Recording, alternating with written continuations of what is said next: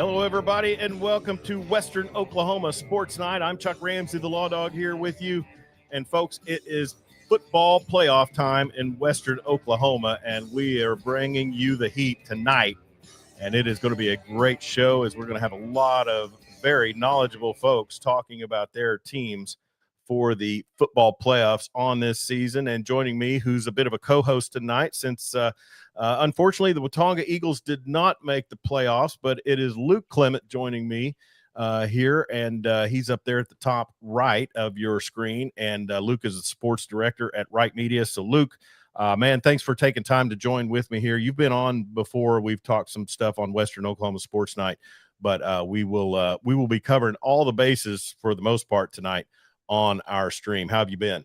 I've been good. Thanks for having me. It's always a good time to be with the Lawdog. Sure thing. Well, it's playoff time, and we've got teams on the network. We've got teams on the Elk City network in the playoffs, and it's going to be just a really crazy Friday night for you. Talk about the dread you have coming home from a game and knowing you've got to clip audio for the sports on Saturday mornings. The work has just begun. When I get done at a Watauga football game, you got to go home or go back to the station and recap everybody's stream. And this year there's been some crazy games. So you have those crazy games and you're there longer, but it's all good fun. That's what I want to do. So I love it. Fortunately, you weren't having to cover that Fairview Cashin game last week, which was a just kind of a debacle. And Squirtle made a good press junket off of that, I think, after he moved to Crescent. But that's just high school football in Oklahoma. It's craziness sometimes. And it's like they told us in the police academy: adapt and overcome. You've got to figure it out, and that's what they did. We'll go ahead and run down the list of our guests tonight and kind of hear from both of them. Let's go ahead and start with our Class A friends. Kenny McGuire, part of the Thomas Terrier broadcast, along with Mike Crow. They are on Terrier TV on Wright.media and also KCLI 99.3 FM. Kenny, how are you doing, buddy? Good, sir. How are you? Doing well, and we'll get into some Thomas Terrier action, but you guys open with Ringling, and as always, and who wouldn't expect it, you've got Hominy right there in your corner of the bracket. Yeah, they're looming over there, and hopefully we get to see them in the second round for sure. All right. Max Patten is the voice of Sayre Eagles football on Sayre Eagles TV, and no radio for Sayre Eagles TV, but Max is ruler of the airwaves out there. And, well, I take that back. There's a competition between him and Skinny Kauk. But Beckham County, Max claims it, and I've yet to see anybody other than the Hooker folks really challenge Max too much. Max Patten, how are you doing, my friend? I'm good. Thanks for bringing that up, Chuck. You really have some super fans out in Hooker America, don't you? I'm telling you, they love me in Hooker. I'm the most famous person out there. Well, you guys have a tough Wynnewood team upcoming, and we'll get into more of that and what you guys know about Wynnewood. But when I think Wynnewood, the first thing I think about is the 3 or 4 Heisman trophies that James Allen was supposed to win for OU when he came to Norman from Wynnewood. And do they have anything reminiscent of James Allen there? Man, they got speed all over the place. They've got the kid he's a running back for Baylor. And his cousin plays on Wynnewood's team, and his name Hayden Knighton was from Wynnewood and transferred to Pauls Valley, and he's running the rock for Baylor. We'll get into more of that preview as we go. Aaron Kauk is the voice of Elk City Elk football and sports on Kool 94 and Paragon Communications Big Elk TV. Skinny, you got your own program every morning at 9 on KADS, I believe it is. How are you doing, my friend? I'm doing great. Does Max want to meet us at Davis for a little Smoking Joe's Rib Shack? Hey, that sounds like a plan. Since you say that, before the debacle with the OSSAA, we thought we were going to have to carpool with Max to Wynnewood and then head on down to Ardmore. And shoot, if we'd have known we would have rented a big bus just to haul everybody down there to take Elk City and the Beckham County teams. Be sure to get those fried pies on the way back too. Oh yeah, Smoking Joe's in Davis. That would have been probably my destination. And then also joining us tonight, he is the sideline commentator for Red Tornado TV and 97.3 The Score, Marty Wandrie. works with the great Dennis Smith and Alan Bryson. Marty, we'll get into Clinton's situation later on, but this has been really a topsy-turvy season for the Red Tornadoes. Yeah, it's been up and down. We've been, plagued by injuries this year. I think the last game against Douglas was our first time we had all our starting unit back since game 3. Yeah. So it's been up and down with the injuries and some other stuff that came there at the end of the season. For sure. All right. So let's get into it. And we want to hear from you. We're streaming live on Facebook, YouTube, and Twitter at Lawdog Sports. And you can comment, and we will read your comment on the air as long as it's nothing too rude. And give us your take on any of the playoff games involving Western Oklahoma teams. Let's start with Kenny McGuire, part of the broadcast team for Thomas Terrier football. And Kenny, what do we know about this Ringling team? I know they have a lot of tradition down there. And they are probably going to come up here. Little myth that they have to make the trip to Custer County. Yeah, it's about 3 hours to get up here, but they've come up here a couple times, and it's usually a really good football game. But there's one thing about them: even if they are 5-4 or 6-4, they're going to come ready to hit, and they're a bunch of good, strong kids. For sure. And I tell you, me and Luke were talking off the air, and I think you might have been with us. This Thomas Terrier team has really just been a team that gets out quick, and really they even kind of got out quick on Mangum, a game that they lost by a score. But there's so much weaponry on this Thomas Terrier offense. Talk about what they do and what they do well. Yeah, we had a little hiccup early in the year where we lost a running back, and but Cash Willis, sophomore, he stepped up and he turned into a really good running back for us. He's shifty, really fast. But whenever you look at the passing game, we've got just an arsenal of folks. Of course, Ty Littlebird at the helm. But I'm just going to run down a few of the folks here. You got Tristan Dobbins. You've got Landon Wald, which unfortunately he's got just a bit of a knee injury right now. I don't think we're going to see him. Warren Comensiva. You got Harper Hamer. Those kind of guys that are just really, really good in about everything that they do. They can run the football. They can also catch, and they're fast, so you can take them deep. Luke, Clement, you are the sideline reporter for SWOSU football. I think Coach Andrew Rice has taken some interest in Landon Wald. I think he should. Landon Wald is an athlete. Another receiver I want to ask you about, Kenny, that I also have experience calling is Tristan Dobbins. He transferred over to Thomas from Watauga this year. Talk about him a little bit. Yeah, he did. I tell you what, he is a monster of a kid. He's just, whenever you talk about an outside receiver also playing defensive end for you, he's a big, strong, fast kid, and we're happy to have him in Terrier Green, that's for sure. And I tell you, in full transparency, I'm the voice of Weatherford football and Weatherford sports, but I actually live in Thomas.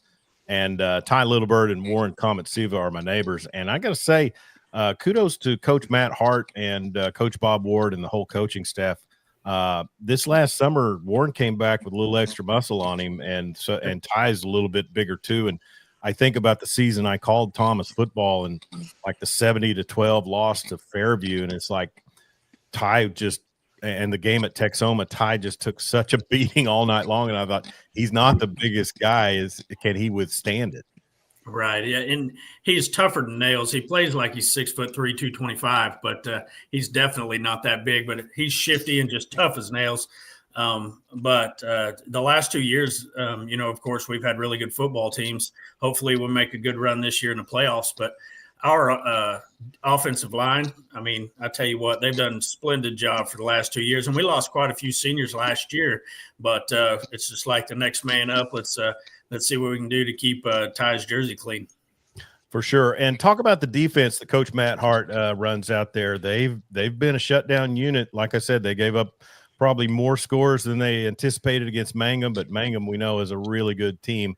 What is it that Coach Hart has these guys doing that makes him such a vaunted defense? Well, it's kind of fun to watch. I tell you, he likes to blitz, especially with the speed he's got this year. He runs a little 3-4, and his defensive line, he can trot 3 in, 3 out and keep them fresh. So that's a really nice problem to have right there. But he likes to send them, so that's a good sign.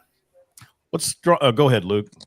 Kenny, staying with the coaching staff, Bob Ward, you think about Thomas football, it's hard not to talk about Bob Ward. Yeah. And I always love listening to your post-game interviews with him. It's a blast going down there. You know, a couple of those times we were talking a little bit off the air here that about us being at some of the smaller stadiums. He keeps looking at me up there saying, "Hey, are you going to come and give me my interview?" And I'm like, "Well, I don't have good phone reception, so this just ain't going to work here, part." But Coach Ward will give you one of the best interviews you'll ever get as a coach. He's going to answer every question. And it's a lot of fun with him. He's not only a good coach, he's a good friend, and it's fun being down there on the field with him. Luke and I can both attest that, and Skinny, you could relate to this too. Bob Ward is the best interview in Western Oklahoma. He gives you concise 20-second clips, nothing less, nothing more. And what he gives you is totally usable. Very little editing.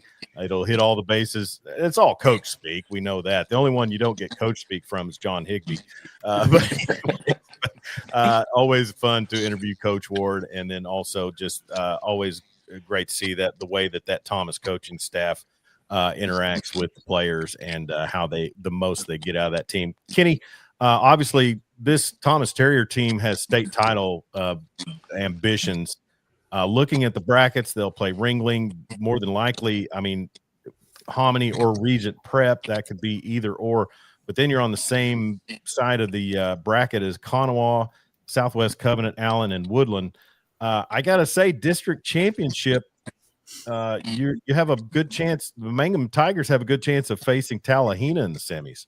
It's looking like going to get Tallahena, and they can have Maryland. them. Yeah, and they either one are going to be tough. But whenever I started, when we started district play, I kind of looked at them, and throughout the weeks, I thought there's 4 teams that could really win a state championship here, and Tallahena, Mangum, us, and Hominy was who I came up with, who I thought had a chance to do that. But there's some good football out there, but. Like Coach Ward always says, just tell us who we're going to play and where we're going to play, and we'll be there. I think that resounds with his team also. All right, so Class A, Division II, Thomas Terriers, a favorite to have a chance to get to. Is it still Wantland or is it Richardson now? Yeah, it's UCO. Yeah, UCO. Yeah, I think on Friday night finals, Aaron, you might vouch for this. We used to call it the road to Wantland. I'm afraid we have to call that Chad Richardson Stadium. Yeah, I was going to say Paycom or something now. Yeah. But anyways, it'll be a fun one to watch you guys as you advance. Kenny, thanks so much, and good luck to you and Mike Crow on your broadcast Friday night against Ringling. Yeah, thank you, man. And hopefully we win one. I hope so, too. Kenny McGuire, color commentary for the Thomas Terriers on Terrier TV and KCLI 99.3 FM. You can hear them 6:30 on Friday night. Let's move on up to Class A Division I, and the Sayre Eagles have made the playoffs for the first time in how many years, Max Patten? Well, just 4 years, but 4 years ago it was COVID, and so the rules to get in the playoffs were slacked a little bit that year, but they were in the playoffs the year before that, but 15 years since they have had a winning season. So wow, pretty big deal here. You are the voice of the Sayre Eagles on Sayre Eagles TV at Wright.media, and you've gotten some help over the last 2 seasons. Wyatt Porter has done a great job stepping in, and you and him do an outstanding job on the broadcast. Wyatt is he's amazing for a 17-year-old when he started. He sounded like a seasoned pro the first time he opened his mouth, and I'm lucky I still have a job, honestly. Hey, I'm not going to lie. The first game he did with you, I'm sitting there listening. I'm like, I guess I'll hold on to this job as long as I can because they'll probably want to move him up if he sticks around. Yeah, he really is good. He's very knowledgeable, loves the game, and he makes the rides to and from ball games a whole lot more fun. They're my grandchildren now. Him and our cameraman Rocky, and we have a lot of fun. Yeah, and I got to golf with you back in July at the Sayre Athletic Scramble, and they were on our squad. And hey, kudos to you for recruiting them for the team, because those two kids can swing the woods, and it was a lot of fun. But they were really great kids, and just a lot of fun to be around. Coach Craig Hickson now into his 4th season. What is it that he's been true to his system. He doesn't vary off of what he does well. What is it that he's been able to get out of this year's team, that he maybe didn't last year or the year before? Well, several things have played a factor into this being a different year. First of all, we're healthier than we were last year. We were in the exact same position we were this year as we were last year. 5-4 going into the last game of the season with Hinton. But last year, we were just looking for anybody that could play quarterback. I mean, I think we had 4 guys play quarterback in that last ball game, and it was wet and rainy that day. And that's not the way you want to try to finish out the season. So this year we're healthier. And then the second thing is moving Jagger Wooten into the quarterback role in the 3rd game of the season against Carnegie.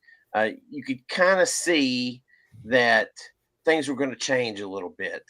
Jagger throws the ball really well for a sophomore, especially a kid that's been at Sayre and hasn't been throwing the ball around all over the yard like a lot of kids that come in as freshmen and sophomores. So that has allowed Coach Hickson to change the offense a little bit, allow it to grow some as the season has gone on. And when I talked to him after the game Friday night, he said, this is just the way the offense is designed. Once the guys learned how to be physical and learned how to be able to run the ball, the next step was to be able to incorporate the passing game. And now we got a guy that can sling it pretty good. And it's a different offense. And I guarantee you, Wynnewood, if they haven't studied their tape real well, will be in for a surprise. Yeah, and Wynnewood really kind of a prohibitive favorite. I know Fairview, I guess, fell into that 1 seed in the brackets, but Wynnewood probably just right there with them. And I know they've got a lot of history in their tradition in their school. What is it that they do that we'll look forward to Sayre having a match? Well, their offense isn't that much different than Sayre's. It kind of looks like the double wing set. It's not exactly the same, but they spread it out. Sayre is, they've got 8 guys within 4 yards of the football, where Wynnewood will spread it out a little bit. They'll look to get to the outside with their speed, and they'll throw the ball when they need to. They certainly have the capability of doing that. But the key is really Eagles are going to have to be sound on defense. The defensive ends are going to have to set the edge, either push the running backs back up the middle so that they've got some help, or push them out wide so that the Eagles can gang tackle. But really and truly, that's really the only difference is they just have probably a little more speed, and they'll look to go outside where the Eagles will look to go between the hash marks. All right, Luke. Max, me and you both, the teams that we call for play inside the same district, and I think that you can confidently say that it's the toughest district in Class A1 with Hooker, Cashin, and Fairview, and Sayre's able to hold on to the 4th seed. I think it says a lot about the fight and just the energy with that team. Talk about that. Well, as Coach Hickson says, it's the SEC of Class A. And, and this year, every loss that the Eagles have is to a team that was ranked in the top 5 of the state. Thomas, of course, was top 5. Hooker, Cashin, Fairview, all in the top 5. So the Eagles aren't going to be scared to go to Watonga and to Wynnewood and face them. It's just really another game. And I think that gives the Eagles an edge, whereas, a lot of teams that are the 4th seed in the district coming up against the number 1 seed from another district probably, have a little bit of sense of awe in that, especially Wynnewood with their tradition, they're 10-0, there's 100 guys on the sideline. I've never seen a Class A team with as many players. They got 17 seniors, and you think, oh my gosh, they're gonna lose a bunch of kids. Well, no, they got 10 juniors and 14 sophomores and 14 freshmen. So they've got a lot going on. But the Eagles, I really don't think will be awestruck. I think they'll just go in there, play their game, and they've already been through the fire. So just go out there and go play loose, and have fun. In 2022, I think Fairview brought 60 players to Bob Ross Field in Thomas. It seemed like it was orange and black from the bus all the way to the 50-yard line. Max Patten, you'll be on the broadcast this Friday night with Drew and Wyatt Porter. And be sure and tell Drew I think he does an outstanding job for me. 100%. I will definitely tell him that he does do a great job. And he's a lot of fun to be around. So I really enjoy having Drew there. Good deal. And that makes it great to have a great broadcast team you enjoy being with. And you can hear Max and the Sayre Eagles taking on the Winningwood Savages on Friday night. Pregame will be at 6:30 on Sayre Eagles TV at Wright.media. So thank you, Max. Thank you. All right. Aaron Kauk from Big Elk TV, Kool 94 on Paragon. And Aaron, I mentioned this when I came on your show. We go a long ways back from 2014 and my Friday night finals days. I used to be board op there at iHeart and would record your Big Elk reports. You were the most steady out of all of the play-by-play guys that called in a report. I learned it from Sean Wilson before me, and that was one of the things he told me. You have to turn in a report for Friday night finals, no matter if it's good or if it's bad. Yeah. You have to do it every single week. That's right. And I did it, and there was a couple of times where I'll never forget the 84-70 Elk City Newcastle game from 2017 football season. Maybe I'm not so sure you guys would have made a 30-minute exception waiting for us to get off the air for me to call in and tell exactly what happened. I'm trying to think if I was there for that or not. That doesn't ring a bell. So I'm trying to think if I took 2017 off. I can't remember. Randy was just waiting on the phone call. Oh yeah, Randy was waiting on every phone call. And then Randy, if you're wondering, we're talking about Randy Renner, former News 9 reporter, and then went to work for iHeart. Now I think he works part-time for them, but he was one of the co-hosts on Friday Night Finals. And he had his phone set to alert tone every time a score came in. So he'd be in the middle of giving scores, ding, ding, Anyways, but Aaron, you are the voice of Big Elk football, and it has been a wild season for the Elk City Elks in the fact that they really played nip and tuck with the Weatherford Eagles and the Clinton Red Tornadoes. Close games on both sides. Clinton, at the time, as of Friday night, Clinton was looking at a trip to Tuttle to take on the number 1 ranked Tuttle Tigers. But after some things on Saturday, now you're going to Ardmore. I looked at this Ardmore team on tape last week, and I'm telling you something. Not that Elk City will be unfamiliar with a run-based team, but they've got some speed, and they like to run that flex bone and that wing tee. Yeah, it was so weird because after the loss to Weatherford, everybody knew what was on the table that night, and it was you lose, you go to Tuttle. For us. And kudos to Coach Maynard, to the seniors for not just laying down, going and beating Bridge Creek, beating Woodward, even though you knew what was happening. So we left the stadium and it was just crazy. About 1:00, I get a phone call from Coach Hunt and he's like, "We're going to Ardmore." And I was like, "What? What just happened?" And I started looking around. Kudos. Let me say this first. Kudos to Mr. Meggett for doing the right thing for his school. Yeah. That's a hard thing to do.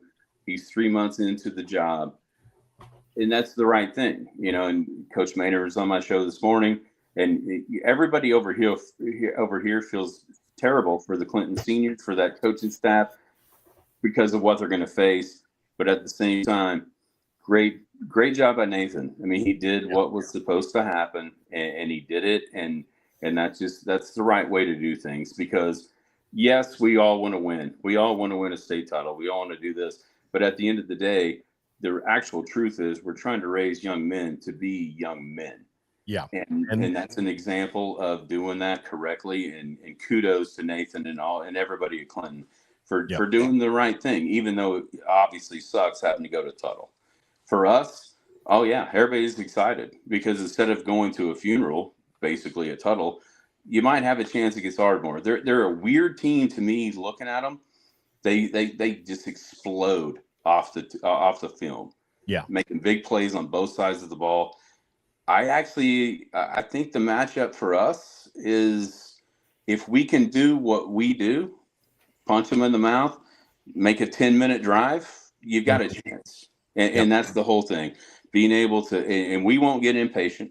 If we get 3 yards every play, we'll go for it on 4th and 1 and try to get another yard. And then just the more that we can keep that offense off the field and the more that we can keep their defense from scoring, because if you watch them, they score on defense all the time. Just pick sixes all over the place. Yeah. Yep. And I don't know. It's interesting because 4A2 plays a different style than 4A1 does. 4A1 is hit you in the mouth, everybody. Mm-hmm. I don't know how much they get that. So it's a contrast of styles, no doubt about it. We're clearly the underdog, but after the loss to Weatherford, those seniors they rallied around each other, and I can't wait to see what happens. It gives me, and I know Zach's going to hate me for saying this, but it gives me 2021 vibes. Going to Cushing, they were an incredible team, but we were tougher. Mm-hmm. And that's what you hope carries through for the Elks. So just on my historical basis, and Marty can help me also, that was the Clinton State Championship year. Correct. You guys met in the semifinals. Was that at SWASU or was it? Yes, correct. 100%. And Marty can say this. I'll say it. The two best teams played that night. I think that's the consensus. Yeah. The toughest teams played that night anyhow. Mm-hmm. Because I remember that was my final season on Friday Night Finals. And that was the year that Grove was playing Wagner in a district game, and and they were in overtime, and the coach took a safety to not, because he thought he would lose he thought he would give Wagner the 15 points for them to pass him up, or it was weird or something. But and then you guys made the trip to Grove that season. We did. We had a great pizza joint in the middle of Grove. I can't remember what it's called. It was delicious, and then we actually just beat their brakes off. Emmanuel Crawford was an incredible running back, and he got loose a couple times, but the Elks were tougher that year. And it's sort of just watching. That's the hope, is it reminds you of that year. Guys, Luke, can you take over for a second? Yeah. Chuck kind of alluded to it there. The two close games with Weatherford, especially. Playoffs are all about close games. How can having those close games in the regular season, help out in the playoffs? I actually think we saw it last week, to be honest with you, because Elk City was ahead of Clinton through 3 quarters, basically. Same way with Weatherford. And then last week against Woodward in a game that everybody in the brown and white knew they had to win. Woodward ties it at 14 going into the 4th quarter, but the Elks dominated the 4th quarter. And I think they probably learned some lessons from the Clinton game and definitely the Weatherford game about having to figure out how to finish the game. And they got it done. And I can't say enough, because without what happened on Friday night at Clinton, everybody wearing the brown and white knew, walking out of Eagle Stadium, we got to go to Tuttle if we make the playoffs. And for those guys to man up and win those 2 games, we always said, hey, you got a chance. Well, it turns out it's a totally different chance than we thought. But kudos to everybody to get over that Weatherford loss, as crushing as it was. And then all of a sudden you end up with this opportunity that you never saw coming, but now you have one.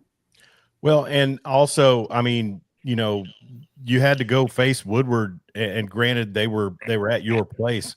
Woodward gave us everything we wanted. I mean, we had to come back against them.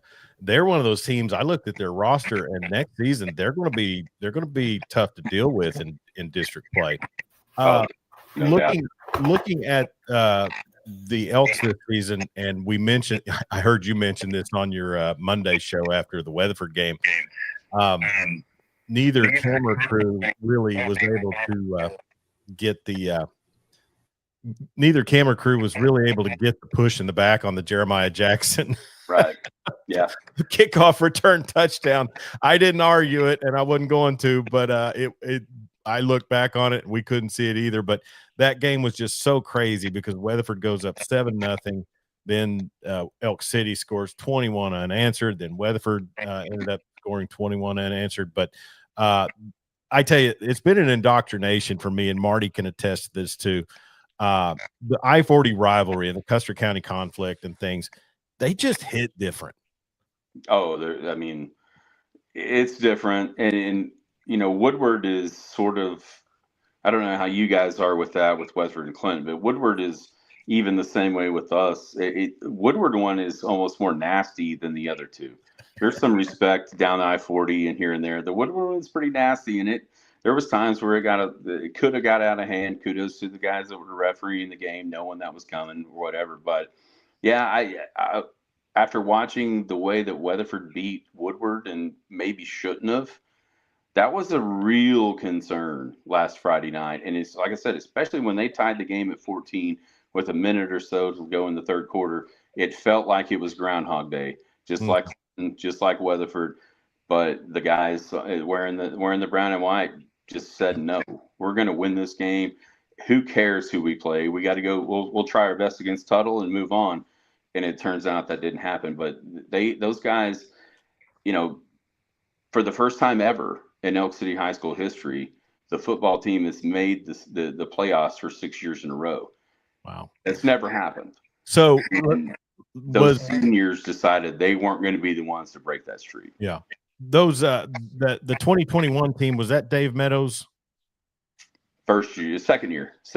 He came COVID year, went to Ada, got in the playoffs just because everybody did.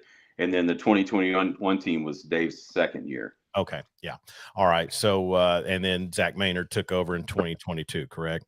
Correct. Okay. Yes. So last question, or Luke, you can have one more question if you want of Skinny. This coach, I've interviewed Coach Maynard for our sports when I was sports director there at about 20-second clips as well. Yeah, he's a good interview. I mean, all the Elk City coaches are good interviews. But I'll say this, if Coach Meadows brought a toughness, Coach Maynard has emphasized it probably even a little more. I mean, I'm so glad Tucker Garza is graduating this season. I don't want to see him again. That dude, so he was a freshman with the green gloves. He scored 5 touchdowns in a game against Chickasha that at that time was the district title sort of game in the middle of the season after the Elks had beat Clinton. He scores 5 touchdowns as a freshman, and then he tears his ACL at Woodward that year. Then last year, about the second basketball game, he tears his other ACL. And for him to do what he's done, especially the last couple of weeks, like you got to see, I think, Garza become Garza again that night at Weatherford. We hadn't seen it all year where he trusted himself, even though he knew what was going on. He became what everybody thought he was going to be 4 years ago. And that's carried over through the last couple of weeks. Last week, he just took the game over in the fourth quarter. He scored a 17-yard touchdown, first play of the fourth quarter, ran another one 70 yards when we got the ball back. I've known him for a long time. And he's always kind of been that kid that wanted to be that guy. And he's become the guy that we all thought he was always destined to be, clear back as a freshman. All right. Luke, you got anything for Aaron Kauk? Not off the top of my head. Go ahead, Chuck. All right. So looking at the brackets, you're going to face Ardmore. You guys go on the air at 6:30? 6:20. 6:20. Okay. I might ask. Zach was a little long-winded today, so we had to have an extra 10. All right. So if you did get past Ardmore, that would probably send you to Cushing, and the Tigers are an extremely good team. Yeah. I mean, like I said, 2021, that's where we started the playoffs that year. Yeah. We'll have to make sure that Culver Electric has us a generator, because you got to set fans, and there's no power. Unlike Cash, at least there's power in Cash. Unlike there, you got to have a generator to run your stuff. But that's, like I said, it reminds me of 2021 a little bit with who's in front. And if we can be as physical as we think we can be, you never know. All right. Max Patten, you've got a fan on here saying Dakota Miller saying, bring us home a win, Max. Let's see. Let me unmute you Takes there. care of the stats and helps me out a lot with sending me the stats. So thanks to Dakota, and appreciate it. I'll tell you about Dakota. Dakota's a terrible fantasy football player. Well, Skinny, you haven't seen my league. He's actually won our league 2 years in a row. So I lost last week to a guy who got 9 points out of his quarterback, and I had to ship out Mahomes and bring in Davis Mills, and he did good for me. Marty Wandrie, a fan on here, is commenting, "Let's go Reds." That's Ashley M. Taylor. So let's go ahead. Hey, Skinny, thanks so much for the Elk City breakdown, and you and Jared Atha will be on the broadcast on Kool 94 and Big Elk TV on Paragon, and it'll be, you guys do a great job over there. Thank you, Chuck. Appreciate it. Right. Hey, and also, you really kind of tee me off a little bit, because during basketball, you call the game and you have all those sponsors for every single aspect of the floor or the game. And then you also run camera. And if Wright Media asks me to do that for Weatherford, I'm just going to walk out. It's like NASCAR. It's like NASCAR. Everybody's got a sponsor. That's right. All right. Aaron Kauk, the voice of Elk City Elks football. And thank you for joining us tonight, Skinny. Thank you, Chuck. All right. Skinny on Sports also 9 to 10-ish, I guess, on KADS there in Elk City. All right. Marty Wandrie, we've got a Clinton Red Tornado fan. Ashley M. Taylor says, let's go Reds. Marty, Aaron touched on it, and Luke and I can probably, Luke's reported on it, but I mean, it really was. I was at SWASU judging a chili tasting a chili contest when all of a sudden a Weatherford parent showed me a Facebook post from the Blanchard athletic director, and I thought it was a fake. I didn't think it was real. And then next thing you know, it turns out that Clinton was required to forfeit the Douglas game, which they won handily. Really no doubt in that game going forward. But what's the mood and mentality? Not just the fact that, like Aaron mentioned, the dread of having to face the Tuttle Tigers, but also just having, your spot in the district kind of taken out from under you. Yeah, I think Saturday about 12:30, I think I ate some of that 5-alarm chili, because it started coming up about 12:30, 1 o'clock Saturday afternoon from heartburn. All this heartburn I was getting Saturday afternoon with all what was going on. It's one of those deals that something slipped through the cracks. Don't know what happened. Don't really care now, because it is a moot point. Yeah. I feel for the seniors that, did do what they needed to do to get where they needed to be to have a home game. It's one of those situations that, we can't look back on it now. We had our last say in it today. It was denied. And understandably, I can understand both sides on what I have heard, what was going on. But, I know Coach Higbee and in the coaching crew, they from what I could see, they were getting ready for Tuttle most of the week. So it's one of those deals that, sure. Hey, we got Tuttle Friday night, and we'll go down there and play some ball. Well, and I'll let Luke take it here in a minute, but Aaron summed it up perfectly. It's not just about wins and losses. It's about life lessons. And I sat and thought about it today. And, it's always worse when you try to hide something and then it gets revealed later. It's never better. And so while it stinks that you have to self-report it or whatever the case was, whatever the issue was, and I heard it was a very minor issue, but I'm sure that the OSSAA doesn't want to go setting precedents now. But the thing about it is it is tough. It's a tough card, but it is a life lesson. And if I think as like Aaron mentioned, Nathan Meggett, the superintendent, and then all of your administration there at Clinton, they're sending the right message to these kids. Yeah. I got a phone call from Nathan about 1:30 Saturday, kind of explaining what was going on, and it's the right thing to do. You know, no one learns a lesson by not doing the right things. I mean, doing the wrong things it's no way to teach your kids what life is really like. I mean, there is consequences for things that, even though they're a mistake, there is consequences for things that do happen. Yeah. And so really, as we mentioned in the preview, you and Dennis Smith and Alan Bryson do a great job on the broadcast on Red Tornado TV at Wright Media, and also 97.3 The Score on the radio. It's been a topsy-turvy season, but I'll tell you this much. I kind of had a feeling going into the Custer County conflict that you guys played a little possum against Chandler the week before.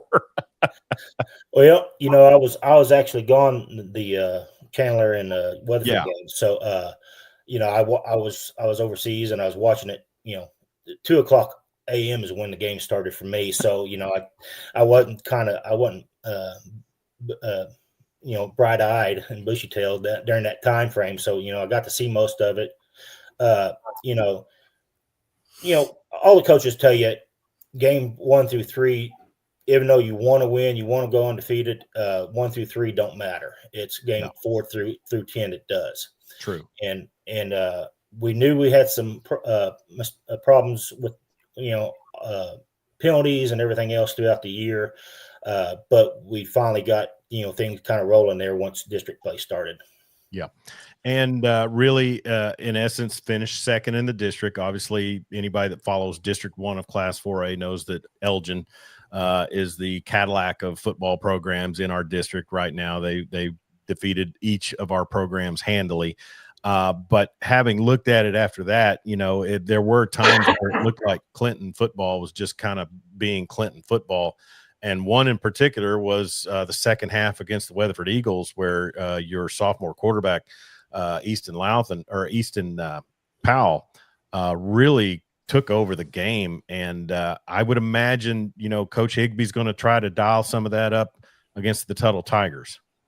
Yeah, I know District 4A1, they're kind of getting tired of that Powell name at quarterback over the last 4 to 6 years. You know, he is a real, I mean, almost not, I won't want to say clone, but he's physical, just like his brother was.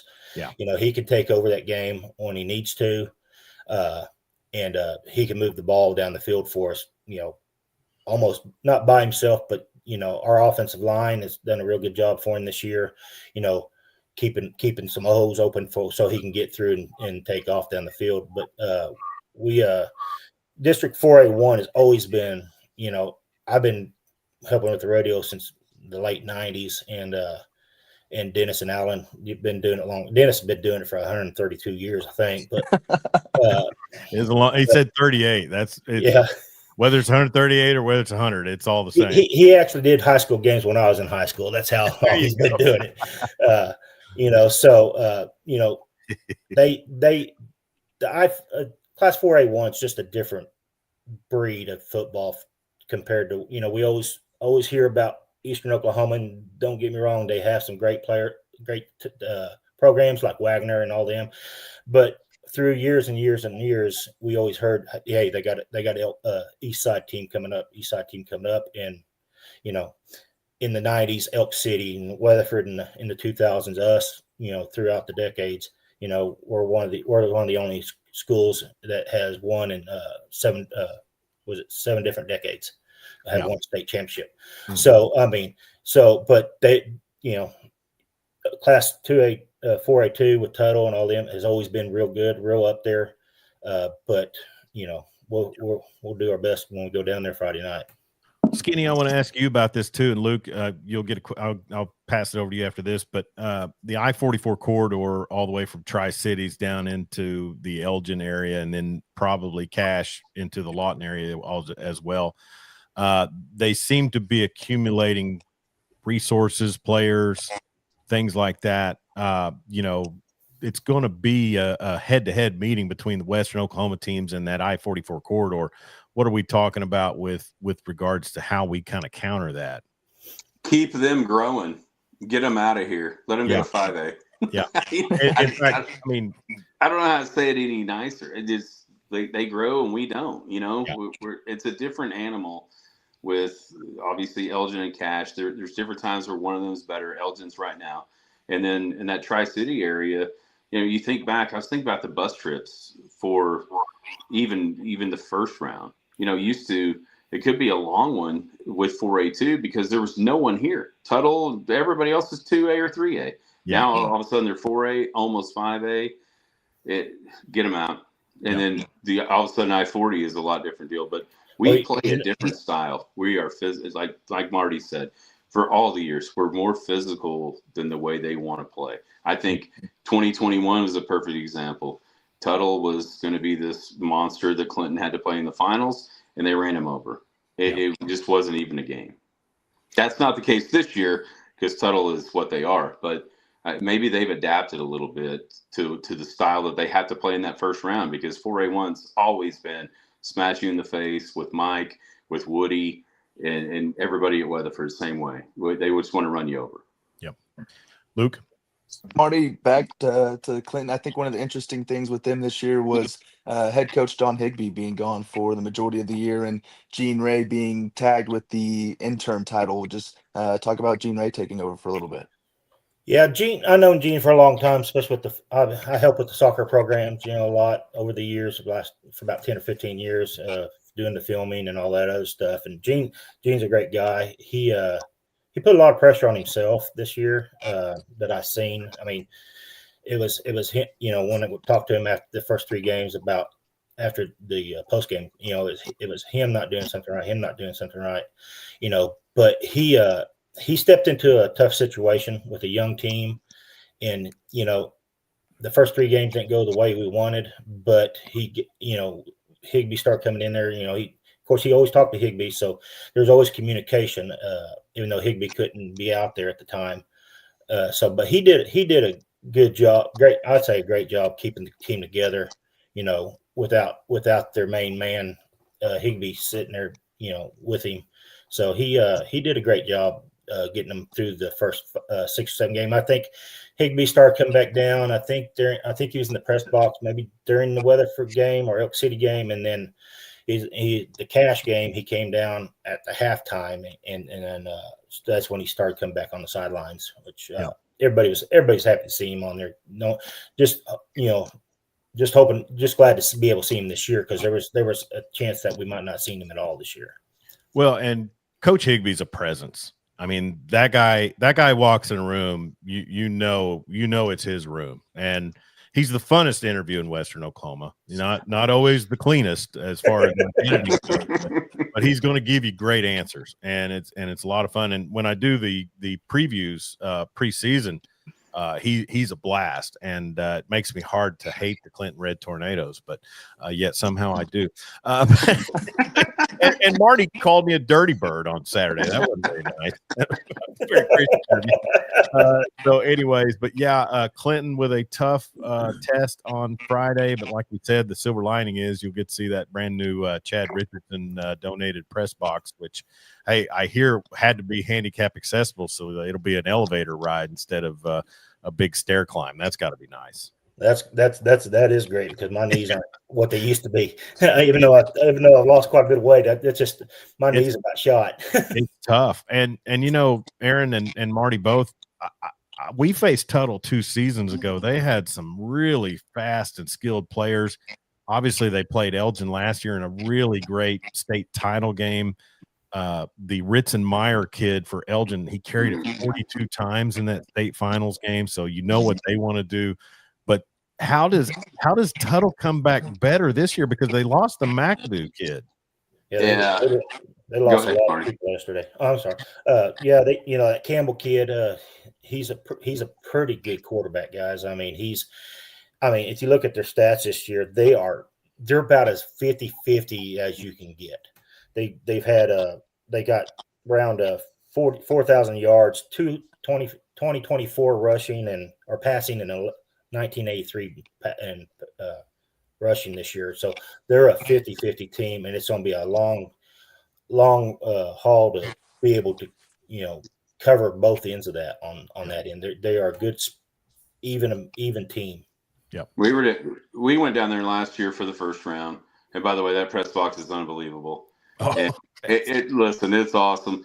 They'll hook you up with all the things you need for your broadcast. You don't even have to keep the time or nothing. They've got it all.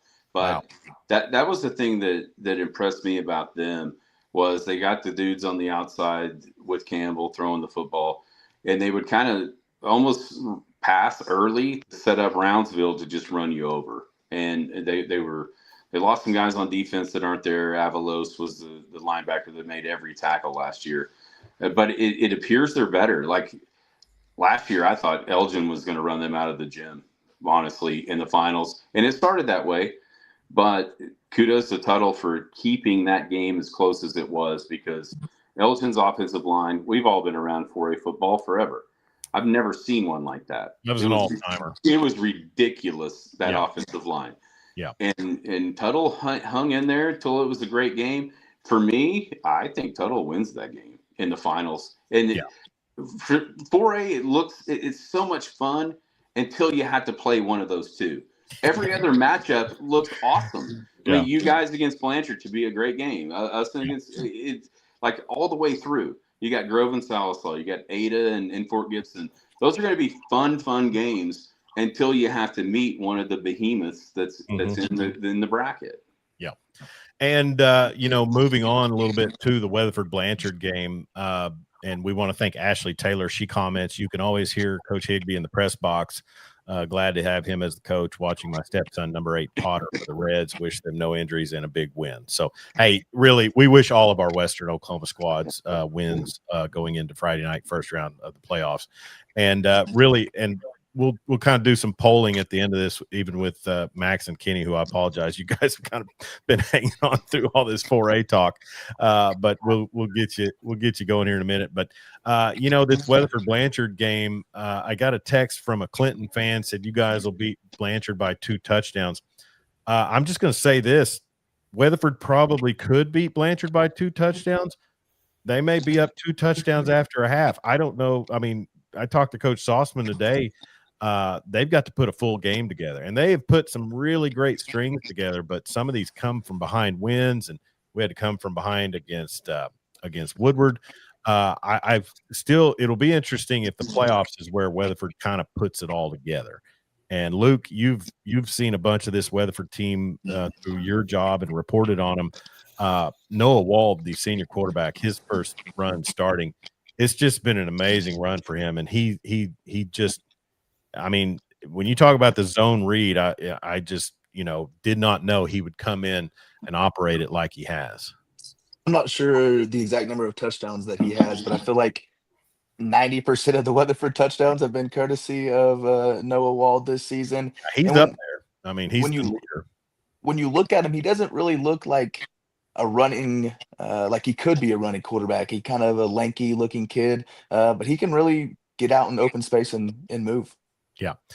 Ricky Rodriguez checked in also, Marty, big Red Tornado alum and fan also. So, but yeah, I watched this Blanchard team, and it's funny how much we've depended on the running quarterback, Ty Short, the running back, the jet sweeps.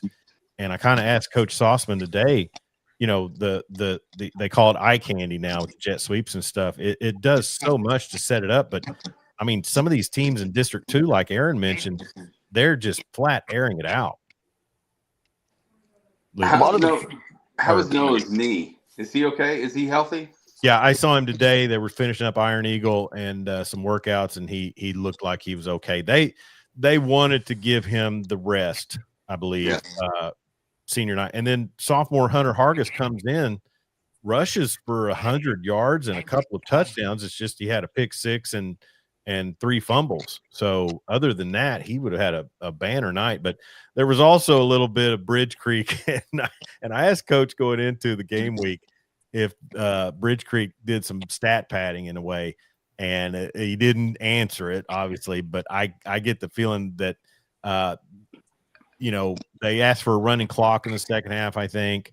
They do the running clock. We put in 2s, they leave in their 1s, and then kind of went from there. So they had a lot of passing yards going into that game, and then I think we had them under 50 at half, leading 33-0, and then they kind of, did some things to make it a little more interesting at the end. But this Blanchard team, they're 2 seasons off of a state title, and those teams like that, I kind of fear them in the playoffs. That's just my own little worried mind. Blanchard, I mean, it's a team like that. They know how to win, kind of like Thomas, like Clinton. They've been there a lot. All the kids have experience, and they know what it takes. Yeah. And, it's, I'm not going to lie. I prefer this as opposed to a trip to Ardmore. Sorry, Skinny. Sorry. But, we were looking at, I studied Ardmore tape last week, and we were looking at it, and I'm sure that the coaching staff was getting things ready to prep for that flex bone and the wing tee that they run and all the speed that they present. But I will say this, it was a situation where it's nice to see, and I would have given us a chance to go down to Ardmore and win. I mean, but looking at it now, if we do get the home playoff win, then we likely go to Broken Bow, and that is so far away. Marty, Skinny, have you guys been to Broken Bow before or down that far southeast? I played when I was playing golf at SWASU. One of our guys that played as well was from Broken Bow. He's now the head golf coach at UCO for the women. It's Michael Bond. I made a couple of trips down to Broken Bow and played in golf tournaments with him. It's a long ways down there, but good news is, Chuck, you can take your wife down for a nice extra long weekend and just hang out down there in Ho Chi Town or Broken Bow or whatever else. It'll be fine. We did an anniversary there in 2009 and 2011, and the change from 2009 to 2011 was pretty stunning, and I can only imagine what it's been like since then. But no, the Blanchard Lions, they present a lot of issues. They've got a receiver that is just top shelf, and he's caught nearly 1,000 yards. And I'll say this for any high school team, you always are probably going to have some worries on your back end, with a receiver who could be a collegiate prospect. But I do like the pressure that the linebacker core brings for Weatherford. And then offensively, it'll be nice to see them kind of put together a full half or a full game if they can. And the home playoff setting hopefully will be conducive to that, and it'll be interesting to see special teams as well. We've had a few times where we've lost focus on some kickoff returns. Skinny can probably think of one. Oh, yeah, I'll say. But, it's one of those things where we'll look forward to meeting the Lions, and Blanchard went to Tuttle and I think hung with him for a quarter, maybe something like that, maybe a little bit, but you never can discount anybody who's won a state championship in the last 5 years. For you guys, number 9, Clift, the linebacker, is unbelievable. He's not the biggest dude of all times, but he makes plays after plays after plays. He does. Callan Clift is just a sophomore, and I'm telling you guys, Marty, you and Skinny and Luke, you doing the reporting knew that last year's senior class had so much expectation, and you had CJ Nixon, the D1 recruit, top 4-star recruit in Oklahoma, and then just kind of went out with a thud, unfortunately. And I don't think anybody thought that this defense would recover because they replaced every single starting linebacker this season. And, Preston King has 3 pick sixes. Callan Clift leads the team in tackles. I mean, they're a squad that they get out, and my partner Jared Jones has nicknamed them the Wild Boys, and that really is kind of fitting. That's kind of what they do. I think probably the one game besides the Elgin game, it seemed like Clinton had some success blocking us on the edges for that pitch sweep and stuff, which that's what Clinton does. And then really Kingfisher's probably the team that tested our secondary the most. Luke, go ahead. I didn't hear the question. Say it again. I didn't ask the question. I was just going to pitch it to you. All right. So pick wise, I like Weatherford to advance. I'd probably say I'm 70-30 on that. Marty, I know it's tough odds going to Tuttle. Skinny Elk City goes to face a tough Ardmore team. I think you guys can hang with them. But 4A, I mean, I don't want to sound defeatist, and I'll ride this train as long as we can go. But I mean, you could play Elgin and Tuttle tomorrow, I mean, and crown a state champion. Well, that's probably the truth, but I wouldn't give none of our teams. I wouldn't be surprised if none of our teams pull out a victory. I might be a little more surprised with ours because of the tough matchup. About broke my chair there, but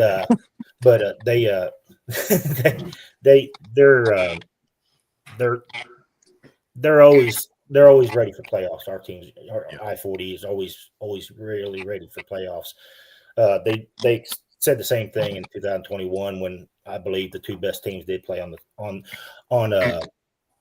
semifinals, even though Tuttle's crew was the one saying their semifinal was the state championship. I'd beg to differ. I think that Elk City Clinton in 2021 was the best game of the playoffs. I kind of had both edges there because Dave Meadows was my high school football coach. So I have a soft spot for Dave, and with what was going on there. But that game in 2021 for the state championship just proves that you can't count a 4A1 team out on either side. But I think Weatherford's got a good chance as long as they can stop the passing game for Blanchard. I would love the chances against Ardmore. I guarantee you that with our running defense and stuff like that. But Blanchard between those two might have been a worse matchup for us with our secondary, with most of them being injured, but they're all back now. So I like to see what we can do with a full team, even though we're going against the juggernaut of Tuttle, outscored their opponents this year 555-41. Yeah, they were a monster. And hey, back down to Class A. Max, you guys have we mentioned a tough pull against Wynnewood, and they are undefeated and highly ranked. But if by chance the Sayre Eagles don't pull out the upset, are you going to go the next week and cheer on Rejoice Christian against Hooker? I am not uttering the word of the town up in the Oklahoma Panhandle that we played on the fourth week of the season. Hey, so, I'm telling you, their coach is a nice guy, and he helped me out the year I did Thomas play-by-play with their rosters and stuff like that. I never had to go to Hooker. That year we went to Texoma, but when they came, and Kenny will remember this, that was a down year for Thomas. They led 55-0 at the half in the final game of the season, and it was cold, and I had run out of positivity. I mean, it was just let that clock run. Let's get on out of here. But the way the Terriers have turned it around, it would have been interesting, and it is interesting, Kenny, how this division in Class A into two divisions really has just you can say it would be an easier route for Thomas to get to a state championship game, but I don't really know. I think if you put the top four in Class A1 and the top four in Class A2, you could make a heck of a quarterfinals there. I think you could. I really do. You look at the top teams in this bracket right here, and you're talking Thomas and Mangum and Hominy. Those are the folks that were always up there close for Class A1, or what we used to call Class A. But I really think that they could handle their own against the Class A1. Yeah. Does Ringley have a state title in the last 5 years? I don't think they do in the last 5 years. No. Okay. I think there was a year they were favored, and maybe they got some runner-ups. I know that. Yeah, and Luke, you're a Minco alum, so you know a little bit about it. I think they were a favorite in like 2021, and then Cashin got them, and everybody thought Cashin was a little down that year. 2021 was Cashin Ringling in the state game. I was lucky enough to play both of those teams in my senior year, so that was a lot of fun. That's it. And so the Minco alum here with us, Luke. You're going to be going to your alma mater Friday night and handle the PA duties for the Minco team. Indeed, their normal PA who's been doing the PA, since my older brother was in high school, is not going to be able to be there on Friday. So I got asked to fill in. Pretty excited about it, but I've never done PA, so looking forward to it. Yeah, I got to say I did PA for Swansea volleyball one time, and I swore I never want. I want to be unseen, and I don't want I want people to have to type something to react to how bad I am. I don't want to be getting dirty looks from the crowd. Hey, can we blame the Thomas loss to Mangum on Eddie ET2 Eddie? Can we please blame that on Eddie? Yeah, I told Eddie whenever we walked away, we're bringing Mike back. Exactly right. No, Eddie shows up for one game and it just all goes to pot. Eddie did a great job. That's the first time I ever got to meet him. But to call a football game like that, what had been 3 years or something since Eddie had called a game for Sayre, and 4 years. Yeah, so he got to come back for one whale of a game. That's for sure. Yeah. And it was a great broadcast, and Mangum's not the easiest place to broadcast from, as I found out in 2022 when I filled in for Max Patten, who had a child who decided to get married in September. So, that's just what I told you. I really just didn't want to go to Mangum. Max didn't want to go to the Liberty Bowl. The Liberty Bowl. That's right. But no, and Kenny, real quick, the Ringling – what is it they bring? I mean, what's their style? I'm not in depth on the Ringling football program. Well, for the last 5-6 years, they're going to run it in between the tackles at you a lot. They'll try to throw it a little bit. Quarterback doesn't just have a cannon for an arm, so they're going to run it between the tackles. And their big number 6 quarterback, he's going to run it right at you. So it's kind of a bunch formation type deal, and they're going to come at you. Well, when you mentioned Cash Willis and all the speed he brings, I started thinking about the fact that he should be in Weatherford Red. So don't think I've forgotten. Hey, Max, I'm going to make sure that Winnie Wood does not allow anybody in the stands with those drill-operated train horns. Please do that. Thank you very much. Hey, that's a phobia of mine. People don't realize trains at night just sends shivers up my spine. And, don't go to Moreland. No, I've been to Moreland. And it's every 10 minutes. I don't understand how trains don't derail and head-on crash when they're going opposite directions every 10 minutes. That train horn for Hooker travels. They came to Watonga a couple of weeks ago, and they brought the train horn with them. It's on a trailer. Yeah, that's what got me in trouble. Was they were at Sayre, and I commented on the train horn. And they ran with it. So, you probably should not say that, you asked somebody to come shoot their train horn because they took it personally. Well, I put a scroll up and a logo on the screen here, All-American Emergency Vehicle Upfitters. And I want Kenny McGuire to outfit the Sayre Eagles with some sort of trailer that they can counteract all the noise that Team Up in the Panhandle Max refuses to mention brings.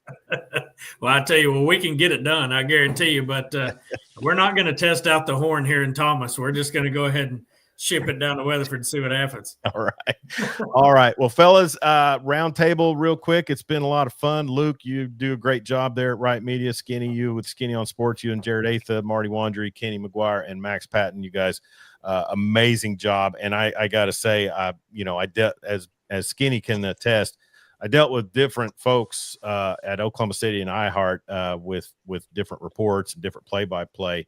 And even when I was doing stuff in Texas, they've got a great scoreboard show out of Floydada, the West Texas Friday night scoreboard show.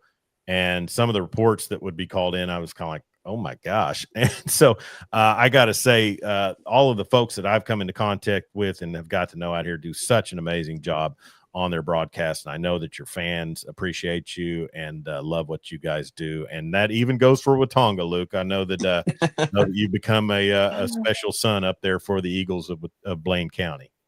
Hey, it's been a tough couple of years for the Eagles, but Greg Johnson, Watonga alum, give him a couple of years. I think he's going to turn it around.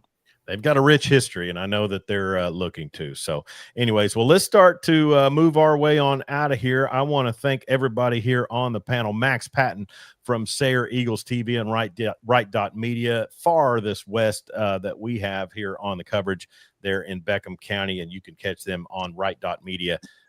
Sayre Eagles TV. He and Wyatt Porter and Rocky Willis will have the broadcast for you, and also Drew Cobb will have the broadcast for you 6:30 on Friday night as they are at Wynnewood. And then also, we'd be remiss if we didn't mention our good friend Aaron Kauk from Big Elk TV and Kool 94 on the Paragon Network. We appreciate you stopping in, Skinny. I know Jared Athot would have welcomed him in as well. I'm a peacemaker. That was my former occupation. I'm a peacemaker. So I came on your show. You came on mine. So everybody should be really happy with each other now.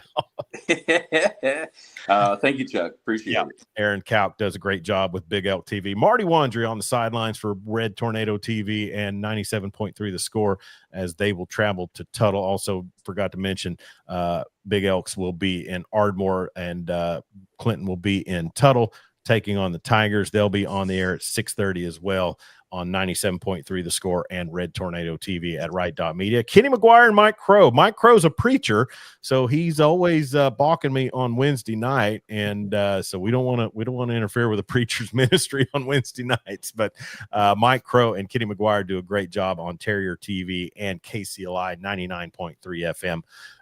Terrier TV at Wright Media as well. And then Luke Clement, you'll be on the sports tomorrow, and you've got a busy weekend. Something we didn't mention. You get to go up to that town up in what is that, Major County or don't ask me the county. I don't want to be wrong. One of them counties, but you get to go up to that school up north and broadcast what could end up being a big time winning season for the SWOSU Bulldogs on the sidelines.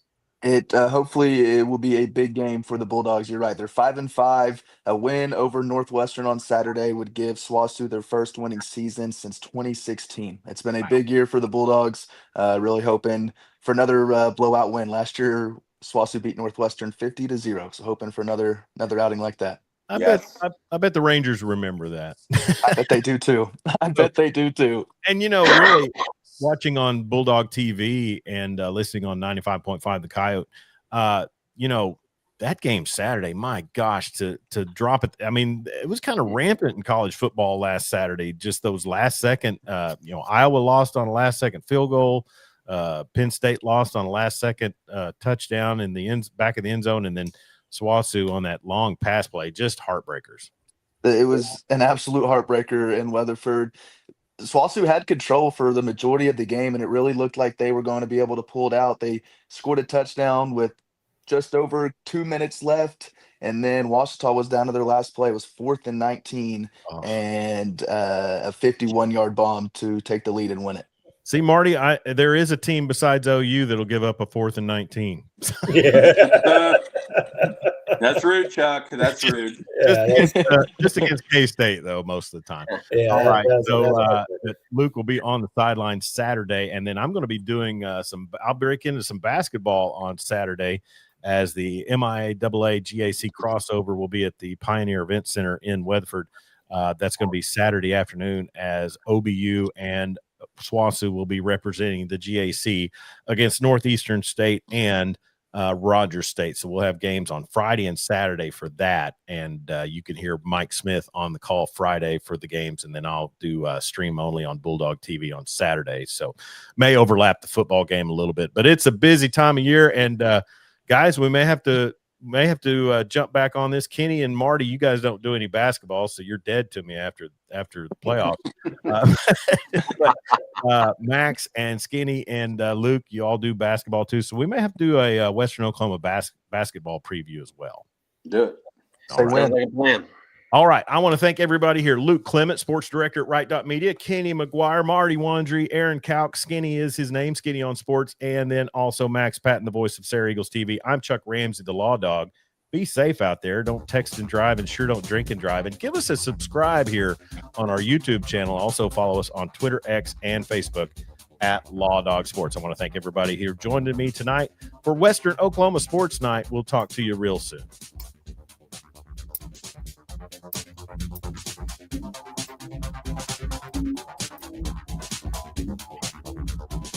Bye.